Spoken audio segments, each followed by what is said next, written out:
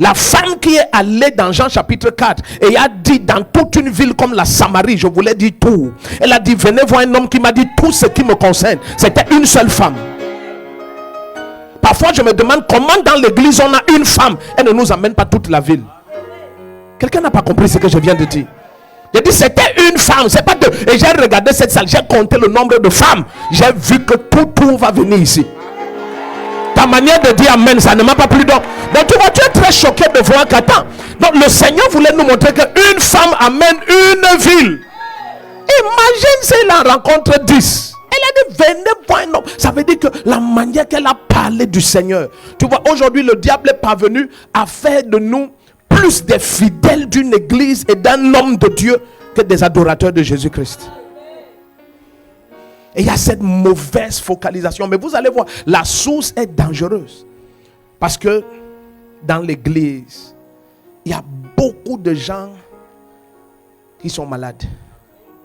Et vous savez, il y a un grave danger avec des gens qui sont malades. Lorsque quelqu'un est malade, il y a 3 choses majeures avec la personne qui est malade. Lorsque quelqu'un est malade, tous ses sens sont affectés. C'est-à-dire que son odorat, tous les sens sont affectés. La deuxième chose, quand quelqu'un est malade, il peut transmettre ce qu'il porte comme infection aux autres. La troisième chose, lorsque quelqu'un est malade, il y a une chose qui est fondamentale pour la maturation, qui est la joie.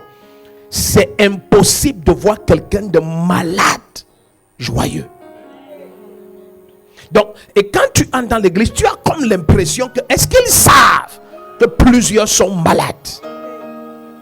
Ils veulent transmettre leur amertume.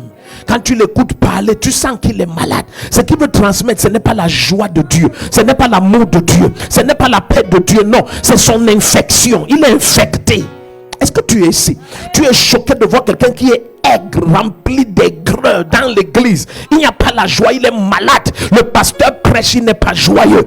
Tu es choqué de voir quelqu'un. Tu vois, parfois quand tu vois un pasteur faire des efforts derrière le pupitre, ce n'est pas parce qu'il n'a pas à dire, c'est que les faces commencent à le faire peur. Les gens sont malades. Tu ne vois pas la joie. Tu sens qu'il n'y a pas la paix. Et le diable connaît ça. Le diable dit, je ne peux pas t'empêcher d'aller à Jésus-Christ. Parce qu'il y a un hôtel dans les cieux qui valide ton salut. Dès que tu crois à la résurrection de Jésus et tu confesses sa seigneurie, je ne peux pas stopper ton salut. Mais je peux stopper ton effectivité dans l'église. Je peux t'affliger. Il a dit que laisse que je l'afflige, ce Job. Job 1 verset 11, il va te régner en face. Donc le diable connaît la puissance de l'affliction. En fait, tu vas voir le Seigneur dans le psaume 125 à partir du verset 1. Il va dire, ne permets pas que le lot des justes soit sous le sceptre des méchants. Il dit, de peur qu'on ne voie le juste aller vers l'iniquité.